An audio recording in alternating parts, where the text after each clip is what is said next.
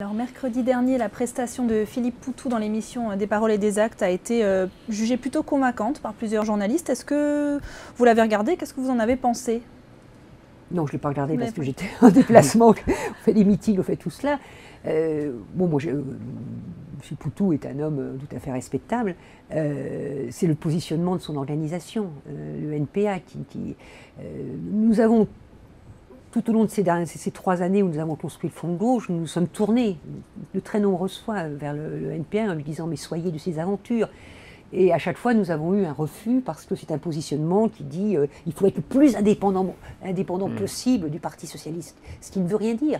La question, c'est comment nous faisons bouger la gauche tout entière, comment nous créons une alternative à gauche, et pas d'être le plus éloigné possible du Parti socialiste, ça ne veut absolument rien dire. Donc je regrette ce positionnement.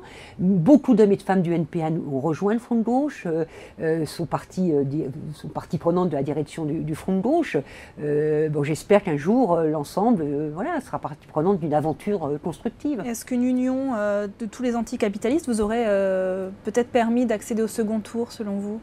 Mais ce n'est pas l'union des anticapitalistes, c'est l'union pour un programme à gauche qui change la vie des gens. C'est ça qui est important, pour quelque chose, pas simplement en contestation et en contre. Les hommes et les femmes de ce pays, vous savez, c'est pas la peine qu'on leur décrive leur misère, ils la connaissent, leur souffrance, ils les connaissent. Ce qu'ils veulent, c'est qu'on leur donne, qu'on discute avec eux des solutions, des réponses. Voilà. Et donc il faut être pour quelque chose.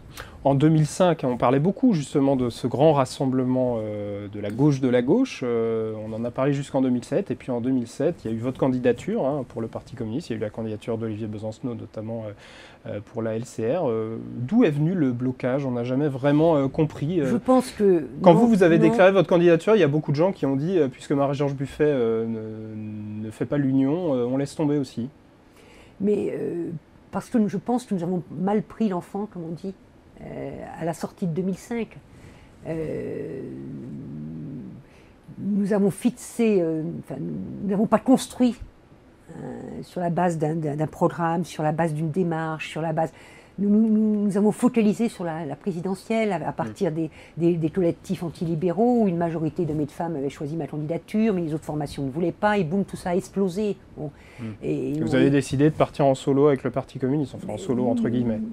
Je n'ai pas décidé, le Parti communiste a décidé qu'on aurait notre candidature dans ce cadre-là, mais c'était aussi le choix des collectifs antilibéraux. C'est une occasion ratée tout de même. C'était aussi le choix des collectifs antilibéraux, d'autres formations ne l'ont pas accepté. Et oui, ça a été une occasion ratée. C'est pour ça que j'ai beaucoup réfléchi après avec les camarades. Et c'est pour ça que nous avons initié ensuite le Front de gauche. Et là, nous sommes partis en disant, voilà, nous partons sur la base d'un programme, d'une démarche, d'objectifs, mais tout dans la clarté. Dans la clarté. Ça a pris beaucoup de temps. Il a fallu le courage de Jean-Luc Mélenchon.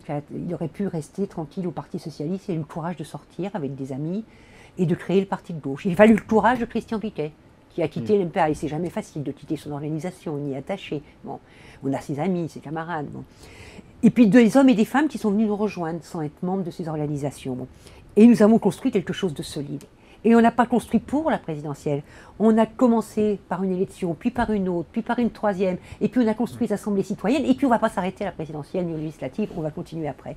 Voilà, donc je trouve que là on est bien parti.